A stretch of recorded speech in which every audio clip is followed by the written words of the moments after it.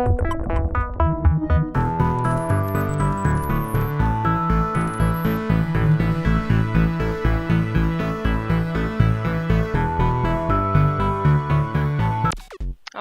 very clear. And so, I mean, in a sense, if you were to translate that into the main opportunities and challenges related to this vision, so both of biorobotics as it is right now and as you see it evolving also in this new kind of form with all its disappointments, could you give us an idea of what the opportunities and challenges are, and also maybe some of the policy actions that you think are necessary to make the most of maybe the possible disappointments or the advances that you see in the future? Actually, biorobotics is people are used to think about paramedics or biorobotics in a subfield as a one-way street that we take from nature and we copy it to technology. This is what I defined my activities here, is that I turn inventions into discoveries. But there is also a counteraction, so to speak, that results go back from technology into science. How we do that?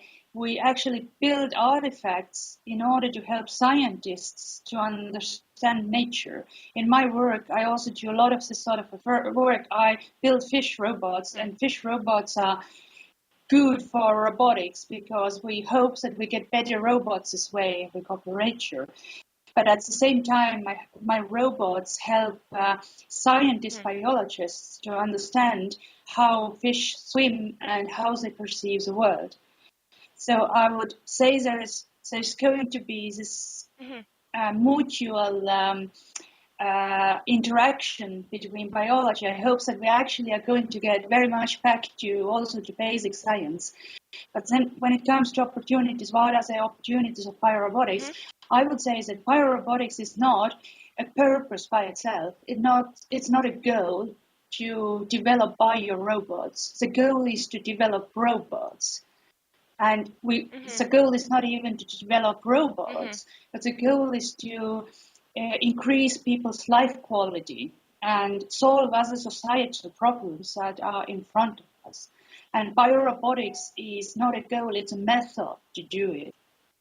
And the opportunities and challenges, coming back to your questions, in front of biorobotics, I would say exactly the same that are in front of robotics in general. The very basic trend in robotics right now is that if we are in past, we're used to think about robots mainly in the context of industrial robotics. Everybody knows how in car factories are these weld robots that weld cars. But now our perception has changed because many of us have the vacuum cleaners robots at home. So what actually has happened is that robots have moved from the industrial domain into our real lives, into the service domains. They're moved closer to people. And I expect the biorobots to do exactly the same thing.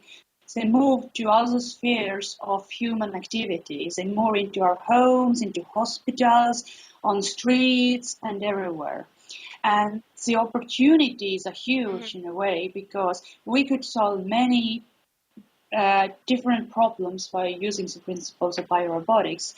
The challenges in front of them is that real life is complicated. That's a main challenge that robotics is right now facing. So life is complicated. And I don't know how much you have thought of this, but what is the main difference between a computer and with a robot is actually that a robot has a real effect on a physical world. The computer doesn't. It could be very, very smart. It could learn something. It could make decisions. It could analyze data, whatever, but it cannot affect the physical state of matters anyhow. Robots do that because they have end effectors.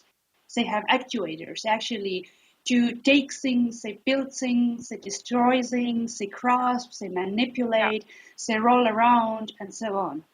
And the reason why it's a challenge is that robots do it in a completely wrong way, in a traditional way. If you have this traditional image of a robot, it's a rigid body. It has serial link. Yeah. If you think like Honda Simov or something, it's a piece of engineering. It's like many computers welded together or something like this. Yeah. But if you then look at creatures, biological creatures, they don't look like that. They're soft mainly. They're No. compliant. They're completely different. And why is that?